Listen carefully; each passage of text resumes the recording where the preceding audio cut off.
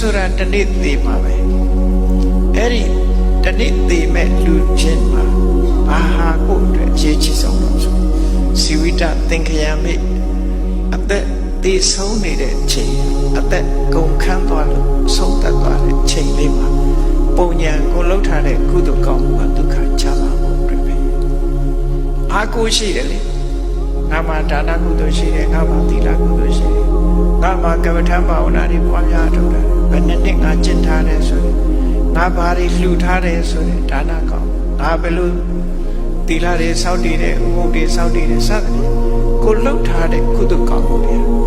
တေခန္တိကိုတယောက်တည်းသွားရတော့မယ်ဆိုတဲ့အချိန်လေးမှာတကယ်ကိုစိတ်ကြည်နပ်စရာကြီးဖြစ်တယ်ဒီလိုဆိုတာနော်အဲ့ဒါကြောင့်မို့အဲ့ဒီအချိန်မှာလူတွေကအားအငယ်ဆုံးပဲအားအငယ်ဆုံးတချို့ဆိုလို့ရှိရင်ဆိုပါစို့ကင်ဆာယောဂါသေတော့မယ်ဆိုတာလူတွေဟာတချို့ကြတော့မသိအောင်ဖုံးထားကြ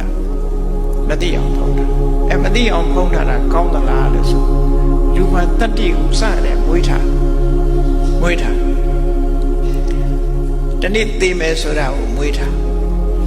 ဒီဗုဒ္ဓဘာသာမဟုတ်တဲ့ပုဂ္ဂိုလ်တွေတောင်မှပဲ